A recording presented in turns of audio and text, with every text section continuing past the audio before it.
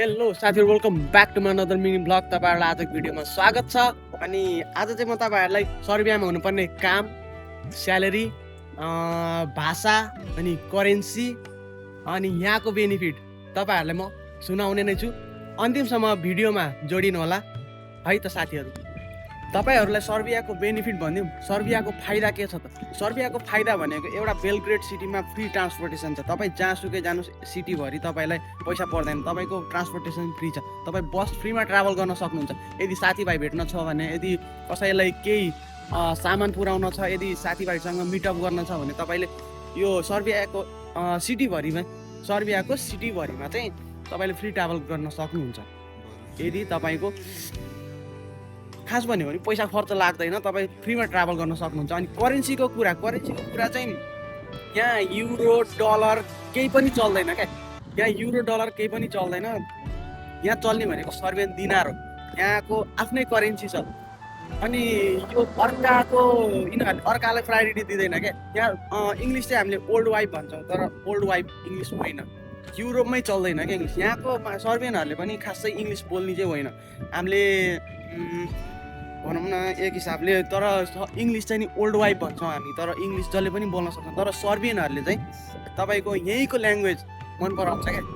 उनीहरूले चाहिँ आफ्नै ल्याङ्ग्वेजलाई प्रायोरिटी दिन्छ क्या। यहीँको आफ्नै ल्याङ्ग्वेज छ उनीहरूको, सर्बियन ल्याङ्ग्वेज छ।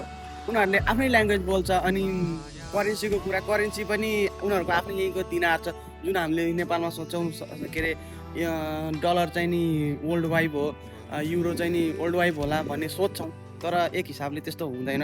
यहाँ सर्बियामा चाहिँ डलर खासै चल्दैन भन्नु त मिल्दैन। कोही कोहीमा चल्छ, नत्र प्राय चल्दैन। यहाँ आफ्नै करेन्सी छ, आफ्नै सर्बियन दिनार भन्ने एउटा पैसाको यहाँको नाम छ, तर त्यो पैसा मात्रै चल्दियो।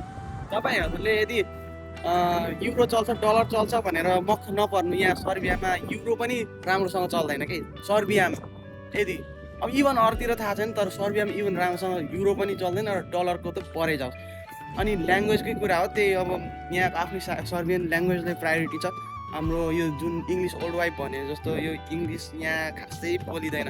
कोही एजुकेटेड मान्छेहरू जुन अहिलेको बच्चाहरूले पनि बोल्दैन क्या। यो एकदमै नराम्रो पार्ट हो यहाँको चाहिँ।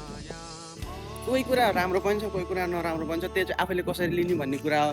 तर जे होस् यहाँको ट्रान्सपोर्टेसन अनि चाहिँ फ्री छ, बेलग्रेडभरि फ्री छ। सर्बियाको बेलग्रेडभरि चाहिँ तपाईँ ट्रान्सपोर्टेसन फ्री छ। अनि बाँकी र ल्याङ्ग्वेज त्यही हो, आफ्नै यहाँको सर्बियन आफ्नै ल्याङ्ग्वेज छ। अनि करेन्सीको कुरा गर्नुहुन्छ भने सर्बियन दिनार छ, यहीँको आफ्नै पैसा छ, यहीँको आफ्नो ल्याङ्ग्वेज छ। यही हो, अलिकति पैसामा चाहिँ त्यही हो, अलिकति चित्त त नबुझ्न सक्छ मान्छेहरूलाई। अब हामीलाई त बानी परिसकेको छ, आएको लगभग 6 महिना त भन्दिनँ, 5 महिना चाहिँ भयो। 5 महिना चाहिँ समथिङ भइसक्यो। अब के गर्ने, गाह्रो छ यहाँ सर्बियामा सर्भाइभ हुनु चाहिँ गाह्रो। तर अहिले म बस्ने एरियातिर चाहिँ खासै त्यति धेरै महँगो छैन। इभन नेपालसँग क्यालकुलेट गर्दा नेपाल र यहाँ सर्बियाको खानपिन चाहिँ लगभग उस्तै हुन जान्छ।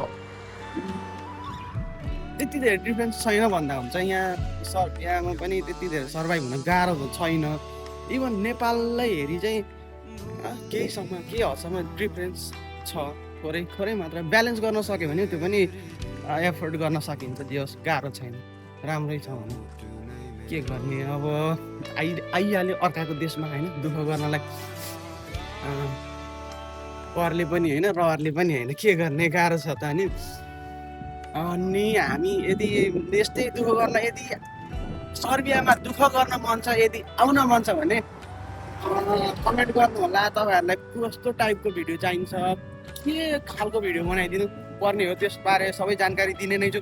तपाईँहरूले कमेन्ट गर्नु, सकेसम्म भिडियोलाई सेयर गरेर माया गरेर साथ सपोर्ट दिनुहोस् होइन। यहाँ यो यसरी लाग्छ 308 को गाडी हो यो फ्री ट्राभल गर्न मिल्छ यो गाडी होइन। यहाँ गाडी आज सन्डे भएको भएर गाडीहरू ढिला लाग्छ, अनि अरू दिन चाहिँ छिटै लाग्छ। तर सन्डेको दिन चाहिँ थोरै के हदसम्म गाडीहरू थोरै अलि ढिला लाग्ने जस्तो लाग्छ मलाई चाहिँ, मेरो विचारमा। तर सायद सिटीहरूतिर लाग्दैन होला सायद त्यस्तो। अहिले चाहिँ म कहाँ जाँदैछु भने मार्केट जाँदैछु। अहिले म त्यो पनि देखाउने छु कतिको यहाँको एक्सपेन्सिभ छ खानेकुराहरू। अनि सायद आज छिटै पनि बन्द हुन्छ होला मार्केट। होइन के गर्ने गाह्रो छ यहाँ अब सर्भाइभ हुन त अलिअलि कठिनाइ त आउँछ तर आफूले झेल्न सक्नुपर्छ है अर्काको देशमा भाषा मिल्दैन के गर्ने गाह्रो छ अब यस्तै छ यदि तपाईँहरूलाई पनि केही सर्वे आउनको लागि केही रिलेटेड भिडियोहरू चाहिएको छ यदि बुझ्न मन छ भने अलिक डिटेलमा बुझाउने कोसिस गर्छु तपाईँहरूले कमेन्ट गर्नु राम्रोसँग बुझाइदिउँला आफूले जाने जति आफूले सुने जति आफूले गरे जति आफ्नो एक्सपिरियन्स तपाईँहरूलाई होइन म देखाउने नै छु तपाईँहरूले कमेन्ट गर्नु के कस्तो टाइपको भिडियो चाहिन्छ होइन सकेसम्म मेरो तर्फबाट बेस्ट दिन्छु भन्ने आशा गर्दछु र तपाईँहरूले यदि भिडियो मन परेमा लाइक कमेन्ट सेयर चाहिँ गर्नुहोस् किनभने म नयाँ फ्रेसर्स छु त्यसैले मलाई त्यति धेरै राम्रोसँग भ्लग बनाउनु जस्तो आयो त्यस्तै दिएँ भने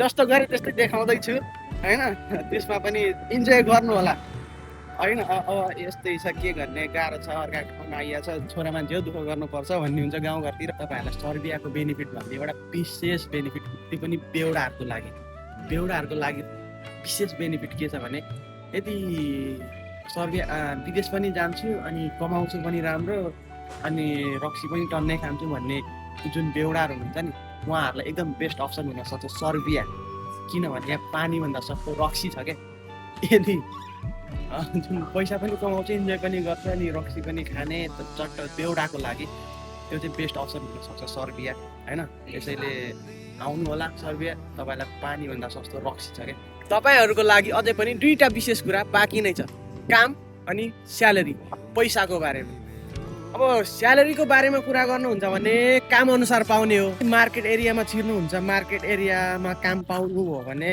मार्केट एरियाको काम एकदमै चिल पाराको काम हो अनि स्यालेरीको बारेमा कुरा गर्नुहुन्छ भने स्यालेरीको बारेमा चाहिँ अलिक पछि भिडियो बनाउँछु अर्को विकमा तपाईँहरूलाई स्यालेरीको बारेमा चाहिँ फुल भिडियो बनाउने छु अहिलेको लागि चाहिँ काम चाहिँ चिल पाराको काम भन्ने गर्ने हो भने चाहिँ मार्केट एरियामा चिल पाराको काम हुन्छ मार्केट एरियामा सकेसम्म छिर्नु होला अनि बाँकी रह्यो अब काम त 8 घन्टा चल्ने हो यहाँको युरोपभरि नै 8 घन्टा चल्ने हो बेसिक काम भनेको 8 घन्टा अनि के अरे बाँकी ओभरटाइम दिने नदिने त्यो कम्पनीको हातमा हुन्छ एजेन्सीको हातमा हुँदैन त्यो चाहिँ एजेन्सीले ओभरटाइम गराइदिने सक्ने त्यस्तो चाहिँ हुँदैन एजेन्सीले हामीलाई काम लगाइदिने भनेको 8 घन्टा हो 8 घन्टा काम लगाइसकेपछि बाँकी ओभरटाइम यदि दिन्छ भने कम्पनीको हातमा हुन्छ त्यो चाहिँ हो कम्पनीको हातमा हुन्छ अब सकेसम्म ओभरटाइम गर्ने कोसिस गर्नु होला आउनुभयो भने यदि जो सर्बियामा हुनुहुन्छ उहाँहरू पनि प्रयास गर्नु होला मार्केट एरिया एकदमै बेस्ट छ त्यो पैसा पनि छ काम पनि चिल पाराको काम हुन्छ मार्केट एरिया छिर्नुहुन्छ भने चाहिँ रमाइलो हुन्छ काम गर्नलाई नि मजा आउँछ क्या अनि स्यालेरीको बारेमा चाहिँ छुट्टै अर्को भिडियो बनाउने छु अर्को विक भिडियो हेर्दै गर्नु होला जोडिनु होला सब्सक्राइब गरेर जोडिँदै गर्नु होला अरू केही भन्नु छैन जे होस् तपाईँहरूको माया साथ सपोर्ट रहिरहोस् तपाईँहरूले माया साथ सपोर्ट देखाइदिनुहोस् आउँदो दिनमा मलाई थप भिडियोहरू बनाउने हौसला मिलोस् यति भन्दै तपाईँहरू मसँग जोडिनु होला हस् त धन्यवाद।